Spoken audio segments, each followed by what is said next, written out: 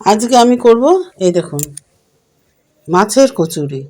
আপনারা খেয়ে দেখবেন, করে করে খেয়ে দেখবেন, খুবই ভালো লাগবে। দোকানের খাবার তো বাড়িতে তৈরি করলে বুঝতে পারছেন সেটা স্বাস্থ্যসম্মত হবে। এমনি কিছু ঘরে তেমন কিছু লাগবে না, একটু আদা সেটুকু ছাড়িয়ে বেছে ধুয়ে নিচ্ছি, রসুন কয়েকটা, যারা রসুন খান তারা রসুন দেবেন, পেঁয়াজ, আর পেঁয়াজ তেমন বেশি লাগছে না, একটা হলেই যথেষ্ট। মানে ভেজেও দিতে পারবেন অথবা ব্লেন্ডে করে পড়লে পরে মিহি হবে, বেলতে সুবিধা হবে, তাহলে সেটা লুচিটা বেলতে গেলে তাহলে সেটা ফেটে যাবে না। তাই আপনারা ছাড়িয়ে প্রথমে একটা পেঁয়াজ ছাড়িয়ে সেটা কেটে নিলাম বটিতে, তারপরে ব্লেন্ডে দিয়ে আমি ওটাকে মিক্সিতে করব। আর এর মধ্যে আর তেমন কিছু মশলাও নেই, একটা টমেটো, কয়েকটা 3-4টে রসুনের কোয়া, একটু আদা, টমেটো হাফ দিলেই হবে, কারণ পুর করা তো তো আর সবজিতে কিছু না। এই দেখুন কী কী দিয়েছি, মাত্র 2টো লঙ্কা, হাফ টমেটো, আর ওই যে মাছটা আমি আগে হলুদ নুন দিয়ে সেদ্ধ করে রেখেছিলাম যাতে আমি কাঁটাটা সরাতে পারি। তা মাছ বন্ধুরা আপনি এরকম পেটির মাছ নেবেন, তাতে কি কাঁটা এড়াতে সুবিধা হবে, কাঁটা থাকলে তো আবার সমস্যা হয়ে যাবে। তাই আর পেটির মাছগুলো কাঁটা ছাড়াতে সমস্যা কিছু হয় না। এর মধ্যে একটা আলু সিদ্ধ, ওই যে মাছগুলো ছাড়িয়ে রেখেছিলাম সেই মাছগুলো, আর আস্তে আস্তে টমেটো, রসুন, লঙ্কা সবগুলো দিয়ে, আর হলো 2টো ডিম, হাঁসের বা মুরগি বা দেশি পোলট্রি যা পাবেন তারই কুসুমটা দিলে একটা আলাদা স্বাদ হবে। সেই দেখুন কুসুম, 2টো কুসুম, একটা ভেঙে গেছে একটা আস্তে আছে, তো সেই কুসুম 2টো দিয়ে আর পেঁয়াজটা দিয়ে আমি ব্লেন্ড করে নিচ্ছি, তাহলে আরও মিশতে সুবিধা হবে। এই ব্লেন্ড করে আপনারা এইভাবে করে নেবেন, পাটায় বাটতে অসুবিধাই হয়, এখন আর তো সুবিধাই, দেখুন কী সুন্দর সেকেন্ডের মধ্যে হয়ে গেছে। তাই যত সময় কম লাগে, এখন আমরা ব্যস্ত মানুষ, আমি তেল গরম করে তার মধ্যে কয়েকটা জিরে ফোড়ন দিলাম, তাহলে সেটা খেতে দাঁতে লাগলে, খেতে ভাজে যখন খাবো তখন খেতে ভালো লাগবে। তাই কটা জিরে ফোড়ন দিয়ে ওই যে ব্লেন্ডে যে মিক্সটা করে ফেলা মিক্সার, সেটাকে একটু তেলে নেড়ে নিতে হবে, কাঁচা দিলে তো বাজে লাগবে খেতে, তাই একটু তেলে সেটাকে নেড়ে নিলে দেখুন কীভাবে কষিয়ে নাড়তে হবে আস্তে, নইলে তলায় ধরে রাখবে তো, তাই আস্তে আঁচটা একটু কম দিয়ে দেবেন, গ্যাসটা একটু নিভিয়ে কম করে সিমে দিয়ে এই দেখুন নাড়তে থাকবেন আস্তে আস্তে, অল্প অল্প করে নাড়তে দেবেন।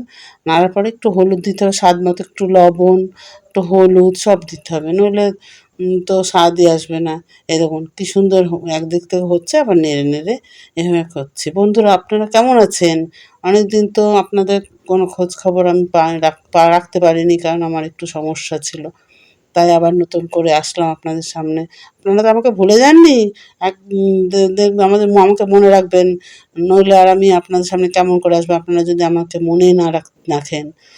বন্ধুরা যদি আপনাদের ভালো লাগে তাহলে কমেন্ট করবেন, সাবস্ক্রাইব করে একটু বেল আইকনটা বাজিয়ে দেবেন, দিয়ে দেখুন এই দেখুন আস্তে আস্তে হলুদও দিলাম একটু, দিয়ে আবার নাড়ছি, হলুদ দিয়ে, এবং এই আস্তে আস্তে নাড়তে হবে, তাহলে ওটাও সব কম করে দিলে মানে কি পুরোটা হবে, ঝম করে বেশি জোরে দিয়ে আর না নাড়লে ধরে উঠলে আবার সেই জিনিস ভালো লাগে না। এই দেখুন কী সুন্দর এসে যাচ্ছে, কালারটাও দেখুন কী সুন্দর আস্তে আস্তে হয়ে যাচ্ছে। আর এখন তো গরম পড়ে যাচ্ছে, ঘরে বসে এইসব খেতে ভালো লাগবে, বাইরের খাবার খেলে হয়তো শরীর খারাপ হতে পারে, তার যেই দেখুন আস্তে আস্তে দেখুন কী সুন্দর এসে যাচ্ছে, আপনি নাড়তে নাড়তেই বুঝতে পারবেন যে ওটা হয়ে যাচ্ছে। আর এই দেখুন আস্তে আস্তে তেল ছেড়ে দিচ্ছে আমার, তার মানে ওটা কষানো হয়ে গেছে। এবার আমি নামাবো, নামিয়ে দেখছেন বেশি সময়ও লাগছে না, হয়ে এলো, আমি এবার ওটা আস্তে আস্তে নামিয়ে দেবো। কচুরি তো আমরা বিভিন্ন ছোলার ডালের এতে করে খেয়েছি, কিন্তু এতে মাছের কচুরি আমি সেদিনকে একটা ধাবায় দেখলাম করে খাচ্ছে, তাই ভাবলাম বাড়িতে এসে করি, বন্ধুদেরও দেখাই। তাই এই দেখুন হয়ে গেছে, আমি সেটা কড়াইতে তুলে ছোট্ট বাটিতে, ছোট্ট মাছের বাটিতে তুলে রাখছি। রুই মাছ, সেটা আপনারা কাতলা মাছেরও করতে পারেন, সব রকম মাছেই হয়, একটু বড় মাছের করলে কি কাঁটাটা ছাড়াতে সুবিধা হয়, এই তাছাড়া তেমন কিছু ব্যাপার নেই। আমি ডিম দিয়েছি, আপনারা ডিমের কুসুমটা না দিলেও পারবেন, যে যেমন স্বাদে খায়। এই যে আমি একটু ময়দা নিয়ে নিচ্ছি, ময়দার মধ্যে লবণ, চিনি আর ময়ামের জন্য একটু সাদা তেল দিয়ে, ময়াম দিয়ে ময়দাটা একটু এবার মেখে নেব, উম, এই দেখুন ময়ামটা কেমন হতে হবে, যাতে ওটাকে আমি ময়াম দেওয়ার পর দেখবেন হাতের মধ্যে মুঠ হয়ে আসছে। এই যেমন এই দেখুন, তাহলে বোঝা যাবে, হ্যাঁ তাহলে বোঝা যাবে ময়াম দেওয়া হয়েছে। এবার আমি সেটাকে মেখে, বেশি নরম করে মাখলে ঠিক হবে না, একটু যেমন লুচিওয়ালার মতো মাখতে হয়, লুচির মতো তেমনই মাখতে হবে। মেখে অল্প অল্প করে জল দিয়ে দেবেন, কারণ যদি ঝম করে বেশি করে দিয়ে দেন তাহলে নরম হয়ে যাবে, ওটা ভালো হবে না। অল্প অল্প করে জল দিলে বোঝা যাবে যে কতটুকু জল লাগছে। মেখে ভালো করে মাখতে হবে, মেখে ওর ঢাকা একটু 10 মিনিট মতো রেখে দিতে হবে। তাহলে সেটা একটু ভালো হবে। এই দেখুন কেমন করে মাখতে হবে, বেশি শক্তও না বেশি নরমও না। এবার নিয়ে এটা আমি এখন মেখে ঢাকা দিয়ে রাখবো। রেখে আবার দেখি আমার ওই ইয়েটা, যে মাছের ইয়েটা করেছিলাম কিমাটা, সেইটা দেখবো যে ঠান্ডা হয়েছে নাকি। তার এবার ওই ময়দাটা মাখা হয়ে যাওয়ার পরে এবার গোলা করি। 10 মিনিট হয়ে গেছে, ফিরে এসেছি, এসে গোলা করো। গুলো রুটির মতো বেশি বড় নয়, আবার লুচির মতো অত ছোটও না, কারণ ওর মধ্যে পুর ভরতে হবে তো, আবার বেলতে হবে, বেলে যদি ওর ফেটে যায়, সেই জন্য একটু একটু প্রমাণ সাইজের করতে হবে। যে যেমন বড় বড় কচুরি, আমরা একটু সাধারণত কচুরিগুলো একটু বড় বড়ই খাই, তার জন্য একটু বড় বড় করে হচ্ছি।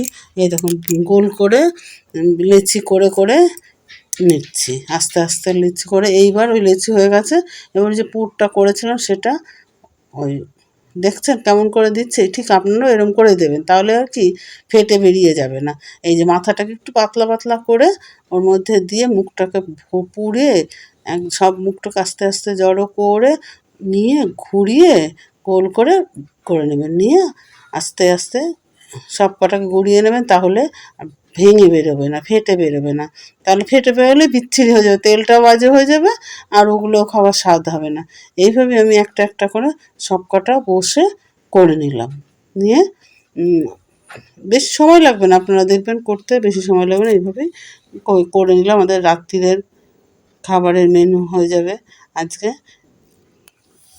আপনারাও এইভাবেই করবেন।